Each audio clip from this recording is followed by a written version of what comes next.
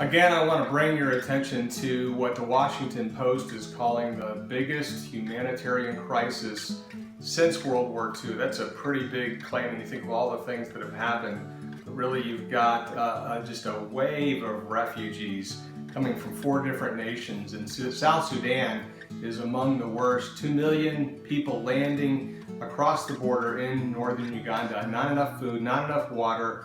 What are we going to do? We're working through Uche. There's a man I told you about last week whose name is Pastor James. And I told you the story about how Pastor James had to flee with his family, had to leave his clinic behind. And the tragedy was the very medicines that he needed to heal his young daughter Grace, he didn't have, and so she died. And he has devoted his life to making sure that that doesn't happen again, that people have access to the medicines that they need.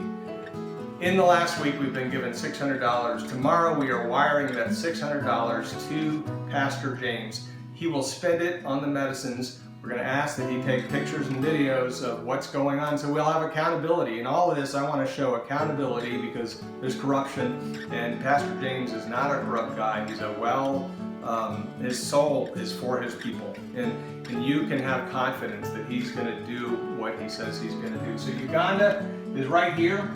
And you can see just this. You can see Sudan, South Sudan. You can see Uganda right here.